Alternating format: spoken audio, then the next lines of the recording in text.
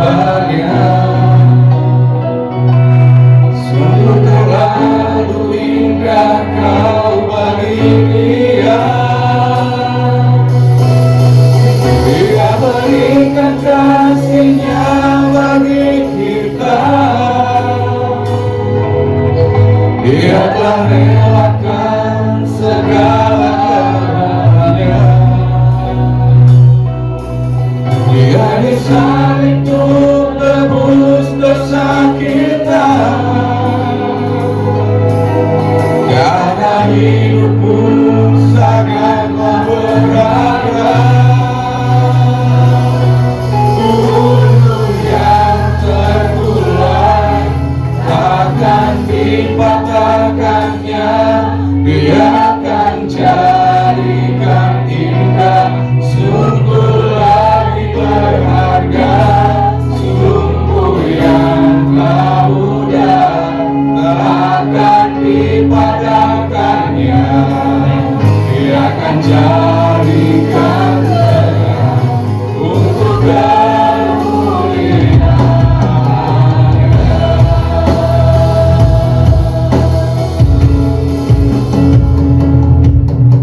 hidupmu berharga bagi Allah. Biarlah kita berkenan di hadapannya. Dia ciptakan kau seluruh gambarnya. Sungguh terlalu indah kau bagi dia. Dia berikan kasihnya bagi kita. Dia telah relakan segalanya. Dia disalib untuk tebus dosa kita. Karena hidupku sangatlah berharga. Gunung yang terkulai takkan dipatahkannya. Dia akan jadikan indah. Sungguh lebih berharga. Sungguh yang telah mudah takkan dipadamkannya. Dia akan jadikan terang untuk kemuliaannya. Gunung yang terkulai takkan dipatahkannya. Dia akan jadikan indah. Sungguh lebih berharga. Sungguh yang telah mudah takkan dipadamkannya. Dia akan jadikan terang untuk kemuliaannya. Gunung yang terkulai takkan dipatahkannya. Dia akan jadikan indah. Sungguh lebih berharga. Sungguh yang telah mudah takkan dipadamkannya. Dia akan jadikan terang untuk kemuliaannya. Dia akan jadikan terang. Dia akan jadikan terang untuk kemuliaannya. Dia akan jadikan terang untuk kemuliaannya. Sekali lagi dia akan jadikan terang untuk kemuliaannya. Berikan kemuliaan bagi Allah kita.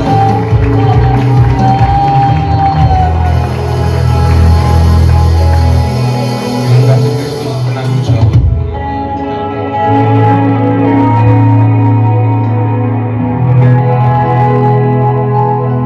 Puji hormat kemuliaan hanya bagi Engkau Tuhan. Allah yang sudah hadir di tempat ini. Allah yang sudah siap memberkati kami semua. Saat ini kami mengucap syukur Tuhan untuk kehadiran-Mu. Terima kasih Tuhan untuk lawatan-Mu pagi hari ini. Kami umat-Mu, kami jemaat-Mu, kami pelayan-pelayan-Mu siap mempermuliakan nama Tuhan. Kami siap memberi syukur kepada Tuhan dengan pujian kami, dengan penyembahan kami Tuhan. Kami datang kepadamu saat ini. Kami ingin menikmati hadirat Tuhan. Kami ingin menikmati mujizat Tuhan. Kami ingin menikmati keajaiban Tuhan. Kami percaya saat ini Tuhan, ketika Engkau ada di tempat ini, berkat-Mu limpah atas kami semua. Terima kasih Bapa di surga. Menyerahkan seluruh acara ibadah pada pagi hari ini ke dalam tangan Tuhan. Mengundang Roh Kudus berkarya di tempat ini lebih lagi kepada setiap kami, terlebih kepada pelayan-pelayan Tuhan. Urapan-Mu turun atas kami, hikmat-Mu turun atas kami. Biarlah setiap kami memuliakan nama Tuhan dengan sukacita kami. Terima kasih Bapa di surga. Kami serahkan seluruh acara ini dalam tangan Tuhan. Di dalam nama Tuhan kami Yesus Kristus akan kami mulai ibadah ini. Haleluya. Amin. Silakan duduk.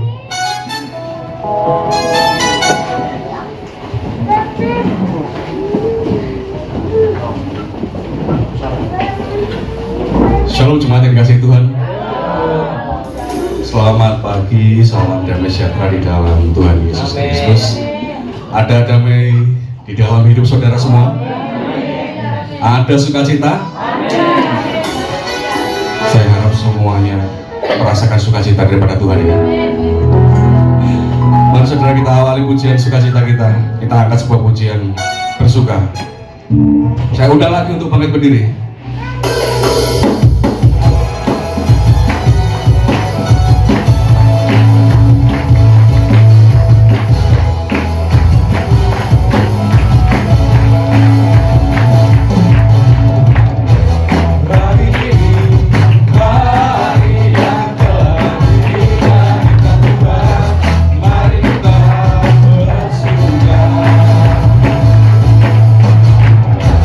Hari ini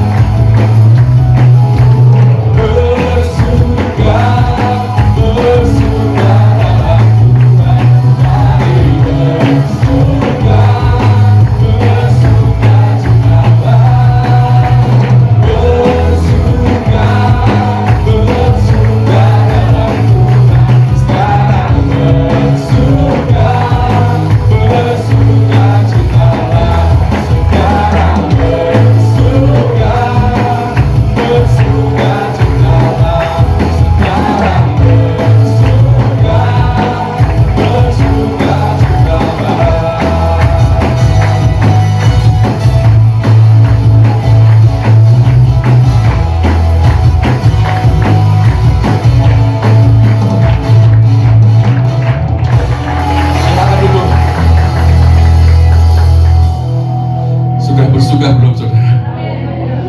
Tapi kalau kita belum. Mari kita bersuka ya saudara. Seperti pujian tadi mengatakan bersuka. Bersuka dalam Tuhan itu tidak melihat keadaan. Bagaimanapun kita tetap harus bersuka. Amin. Mari kita sambung lagi dengan satu pujian, oleh darah anak domba.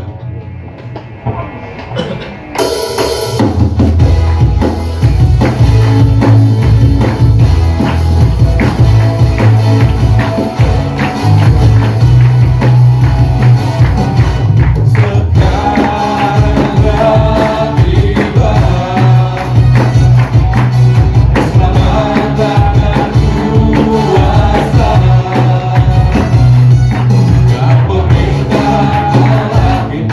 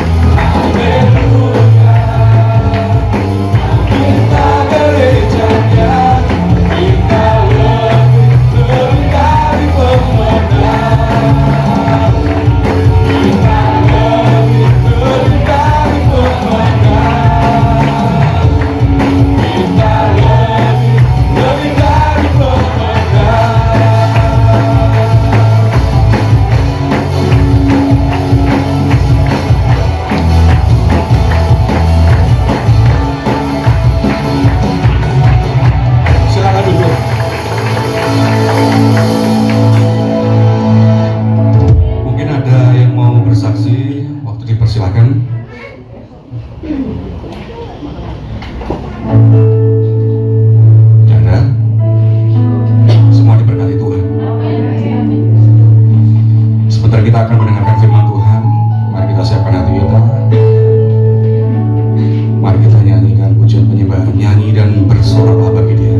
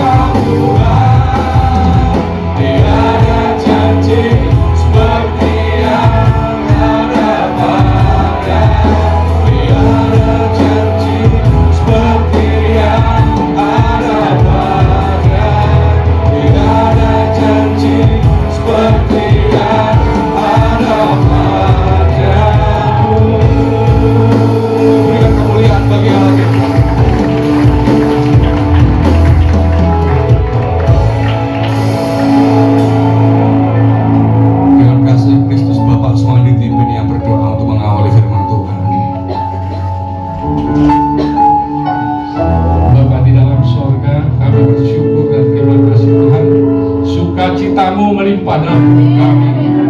Terima kasih Tuhan untuk pagi hari ini. Kami bersama terhibur dan kami menghibur, kami meninggikan namamu, muliakan namamu Tuhan.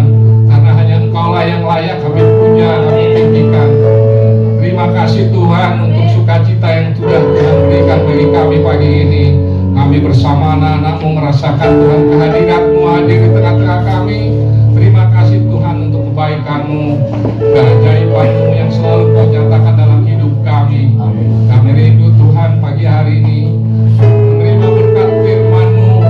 Tuhan jamah kami pribadi lepas pribadi, lembutkan hati kami Tuhan.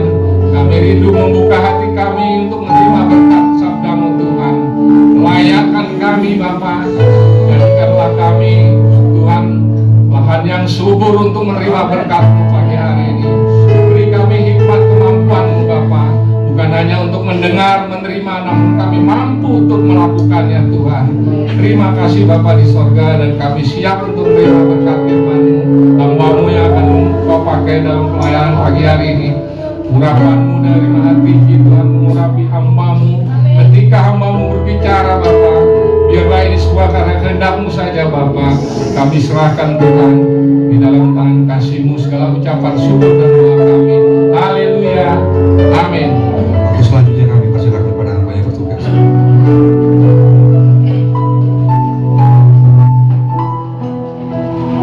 Shalom. Selamat pagi Bapak Saudara. Selamat menikmati Tuhan. Ya, ternyata memang harus tambah kursi betul yang ini. Haleluya. Pagi hari ini saya rindu kita belajar bersama-sama seperti yang sudah kita canangkan. Bulan ini adalah bulan berjalan bersama dengan Tuhan. Ya, kita sudah lewati hari-hari yang hari bulan awal ini sudah sampai bulan kedua, bulan Februari, bulan cinta katanya begitu ya. Apalagi hari ini, bulan ini akan ada tahun baru. Wah, si Jianan ini. Dan hari ini kita akan membahas bersama-sama satu tema penting untuk kita pahami sebagai orang Kristen yang akan kita bahas hari ini tentang perjalanan hidup bersama dengan Tuhan. Kita sudah belajar hari kemarin bahwa perjalanan kita yang bersama dengan Tuhan ini yang akan membedakan kita dengan orang dunia, orang lain, orang yang tidak kenal Yesus. Perjalanan yang bersama dengan Tuhan ini akan membedakan kita dengan orang lain. Kebersamaan kita dengan Tuhan itu akan membedakan orang Kristen dan yang tidak Kristen. Karena dampaknya pasti berbeda. Dan hari ini pertanyaannya adalah, siapkah kita tahun ini berjalan sungguh-sungguh sama Tuhan?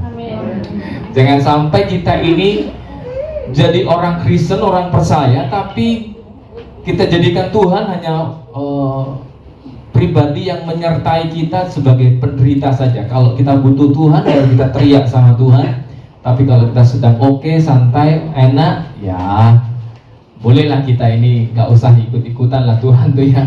Tuhan gak usah ikut-ikutan, saya mau santai-santai aja dulu hari ini. Siapkah kita hari ini, tahun ini kita berjalan bersama dengan Tuhan? Oh saudara, sebab perjalanan kehidupan yang istimewa, yang luar biasa, seperti jargon kita, luar biasa adalah perjalanan hidup kita yang kita jalani bersama Tuhan. Yang membuat perjalanan kita menjadi istimewa, menjadi luar biasa adalah karena hidup kita berjalan bersama dengan Tuhan. Sebab Bapak Ibu Saudara, perjalanan bersama dengan Tuhan kita ini otomatis kita akan mengalami keajaiban. Itu sebuah kenaturalan, sesuatu yang sudah keniscayaan. Kalau kita berjalan bersama dengan Tuhan, keajaiban, pertolongan, perlindungan, penyelamatan, dan kasih Tuhan itu sudah include di dalamnya. Karena sudah bersama dengan pribadi agung, penguasa alam semesta ini. Amin. Kalau saudara punya backingnya, itu backingnya ya orang dalam, ordal. Dagingnya ini orang pusat ya. Wah, dagingan pusat, ya sudah, kita akan rasanya lebih mudah kehidupan ini.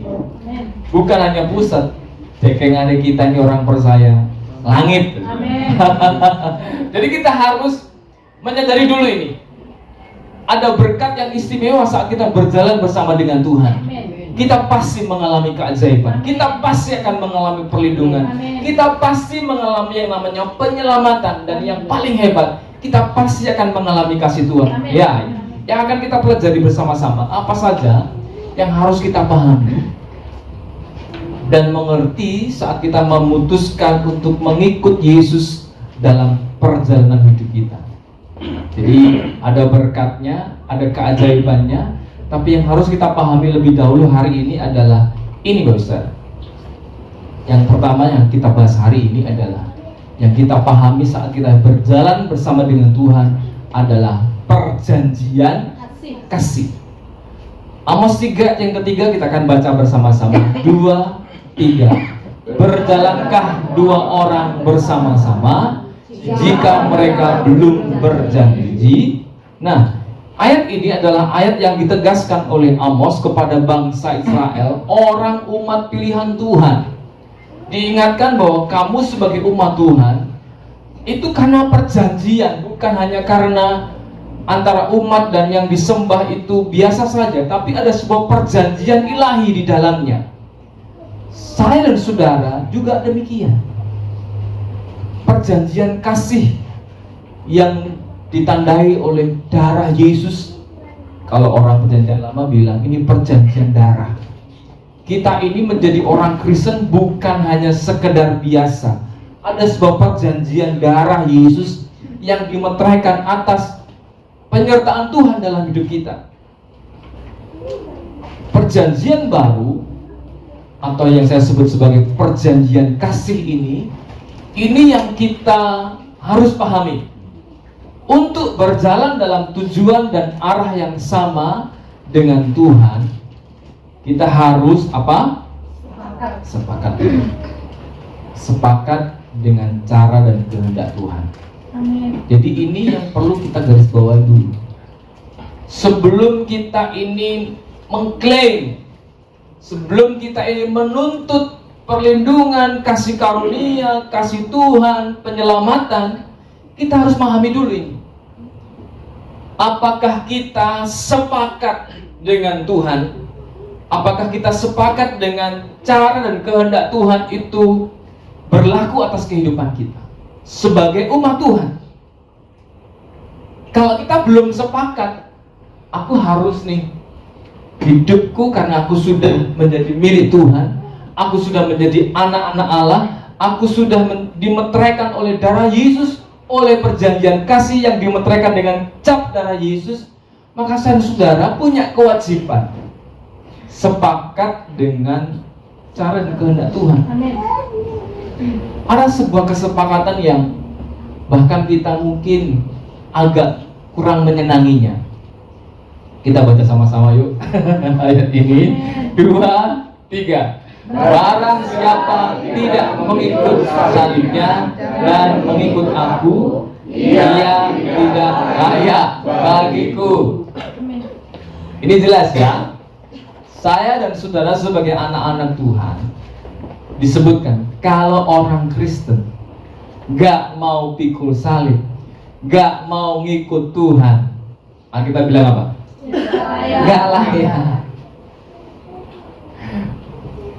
Jadi kalau kita ini tiap hari ngeluh karena pikul salib, ngeluh karena ikut Tuhan kok ini itu, lah, kita bilang apa? Kita nggak punya nggak punya kesinkronan dengan perjanjian itu kalau kita ini nggak mau pikul salib, nggak mau ikut Tuhan.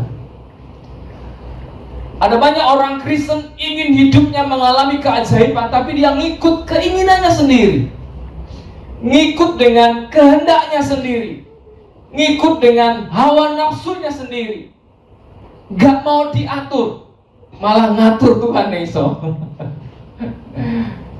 Hari ini kita belajar bahwa hidup berjalan bersama dengan Tuhan, kita harus berani pikul salib dan ngikut Dia dengan sungguh-sungguh. Firman Tuhan berkata, ya, perjanjian baru, perjanjian kasih itu berarti seseorang tidak dapat berjalan bersama dengan Tuhan tanpa adanya perjanjian, ikatan, kesepakatan, kesesuaian dengan Tuhan.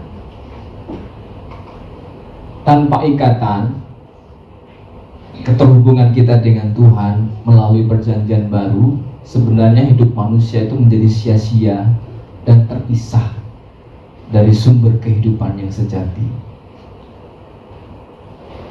Maksudnya begini Bapak Ustaz, kekristenan ini harus berdasarkan keterikatan, keterhubungan yang diikat dalam perjanjian itu, perjanjian baru, perjanjian kasih, perjanjian aku mengiring Yesus. Itu sudah menjadi perjanjian kita. Kalau kita sebagai anak-anak Tuhan ini tidak ada keterhubungan dengan Allah yang akan bersama-sama dengan kita, maka sebenarnya hidup kita ini sia-sia semata-mata. Bapak Ibu Saudara, kecenderungan manusia memang tidak mau diatur, tidak mau diikat dalam sebuah aturan. Kekristenan sering dimaknai sebagai agama yang dangkal, yang menjanjikan kemakmuran, kenikmatan tanpa peduli saling. Susah sedikit marah sama Tuhan, punya persoalan jarene sudah komplain sama Tuhan, gak mau diatur.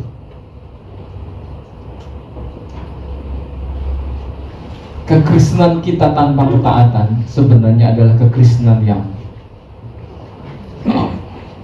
palsu.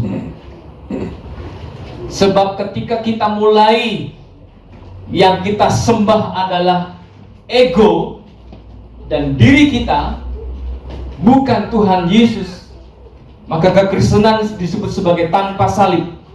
Kekristenan yang hampa, tanpa kuasa.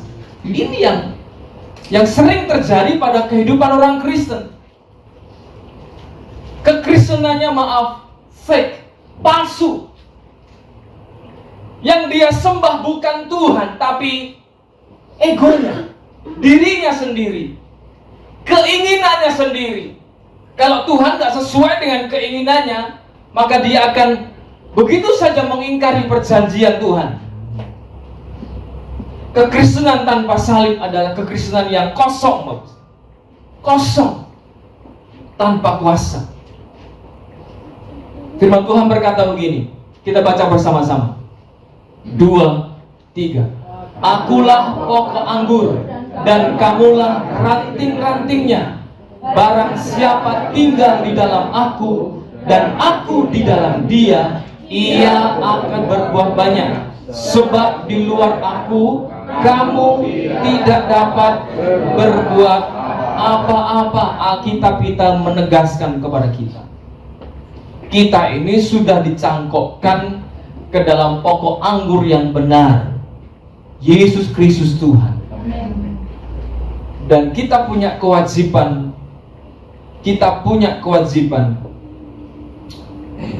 kita mengiring dia dengan sungguh-sungguh. Kita mentaati apa yang Tuhan mau. Itu kehendak Tuhan buat kita. Ketika kita mulai menyembah ego kita mulai menyembah keinginan kita mulai menyembah diri kita yang perutama dan yang pertama, aku dan aku pun bukan Tuhan. Maka sebenarnya kita sedang bukan menyembah Tuhan, tapi menyembah diri kita sendiri. Bapak Ibu Saudara, dunia dan iblis, kita harus pahami ini, selalu ingin kita terpisah dengan Tuhan, menggoda, mendorong supaya kita tidak memenuhi perjanjian kasih dengan, saya kasih paling tidak mengurangi. Pertama, iman. Yang kedua, pengharapan. Yang ketiga, kasih. Paling tidak iblis itu ingin kita, kalau tidak bisa ditarik langsung, ya mulailah dikurangi imannya. Imannya gak usah kakek lah. Pengharapannya gak usah penuh-penuh, kasihnya apalagi gak usah penuh-penuh. Kita ini manusia biasa, tapi wong Kristen ki sing biasa-biasa saja. Setuju? Jadi orang Kristen itu biasa-biasa saja. Ora usah sembahyang akeh-akeh. Ora usah sering-sering ning gereja. Alah. Kenapa? Iblis ingin kita makin lama makin terpisah dari kasih Tuhan. Supaya apa? Seperti yang kita baca tadi, supaya kita tidak punya apa-apa dan tidak bisa berbuat apa-apa. Tapi orang Kristen nggak sadar, ketergantungannya sama Tuhan dikurangi, kasihnya kepada Tuhan dikurangi, pengharapannya dikurangi. Supaya apa? Makin lama dia makin tidak bersekutu dengan Tuhan. Rasa sembahyang dina iki ora apa-apa, Tuhan kan masih sayang. Tuhan kan penuh belas kasihan, kemurahan-Mu lebih daripada hidup. Dosa saiki ya ora apa-apa. Makin lama kita akan makin dipisahkan dari persekutuan itu. Lama-lama kita sungguh-sungguh tidak berdaya. Seperti Simson. Alkitab kita menuliskan ketika Simson mulai kepalanya disenderkan kepada pangkuan sang Delila. Mulailah. Dulu sebelum dia terpikat dengan Delila, dia jadi nasir Allah yang super strong, sangat kuat, urapannya luar biasa.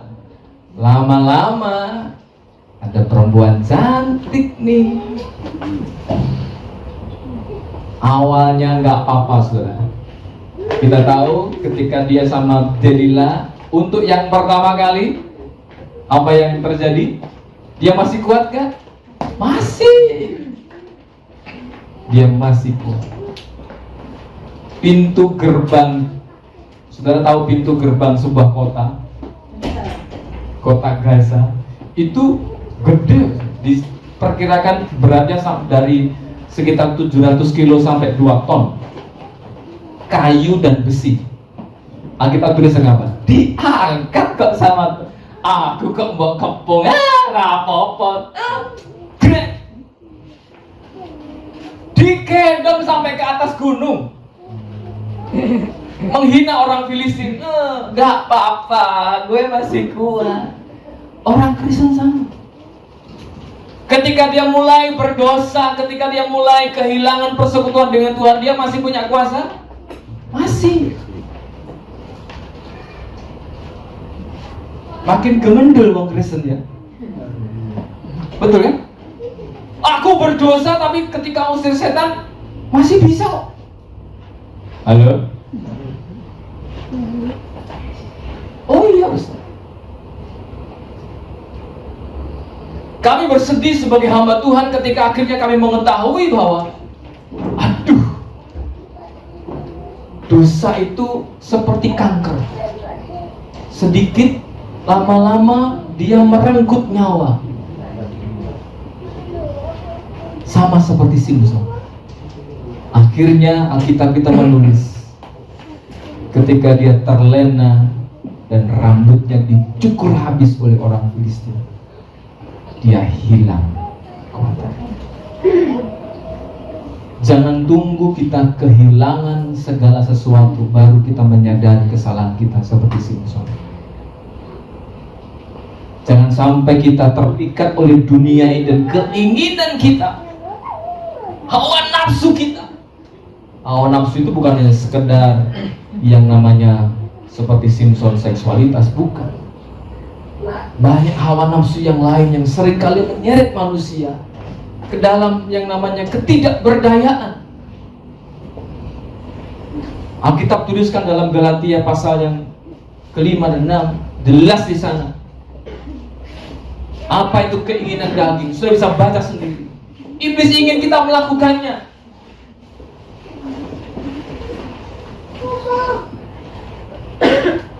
Tapi Tuhan ingin kita hidup dalam anugerahnya bersama dengan Dia. Jangan sampai kita tergoda, terdorong untuk meniadakan iman kita, meniadakan pengharapan kita dan kasih kita kepada Tuhan, apapun yang terjadi. Dia Tuhan, Dia Raja yang memiliki kehidupan kita. Karena kasih-Nya yang besar, kita sudah dimeteraikan dengan darah-Nya yang suci. Kita ini miliknya. Jadi hargai perjanjian kasih ini dengan kita mentaatinya, dengan kita berpengharapan sungguh kepada Dia. Perjanjian baru atau perjanjian kasih yang mesti kita pahami adalah berjalan dengan Tuhan bukan sekedar aktivitas fisik, melainkan relasi aktif. Saya beri caption relasi yang aktif. Saya rindu saudara setiap hari punya relasi yang aktif dengan Tuhan. Nyapa Tuhan tiap hari. Tiap hari sapalah Dia, kontaklah Dia. Iman dan ketaatan serta persekutuan kita ini mari kita rawat dengan baik sebagai bentuk relasi kita dengan Tuhan. Bapak Saudara, percayalah, relasi ini dampaknya dahsyat. Seringkali kita tidak atau kurang menyadarinya. Saudara percaya bahwa tubuh kita ini bait Allah? Amin. Saya ngamen Bu Gembala yang paling penting. Saudara percaya bahwa tubuh kita ini bait Allah? Amin. Ada sebuah kisah yang buat saya itu sangat menarik untuk kita pahami sebagai dampak hubungan kita dengan Tuhan. Satu waktu Musa naik ke Gunung Sinai 40 hari 40 malam bersama dengan Tuhan, memahat menerima pahatan Tuhan dua loh batu. Apa yang terjadi? Turun dari Gunung Sinai, semua orang Israel silau. Betul ya? Kenapa? Wajahnya bersinar. Itu Tuhan ketemu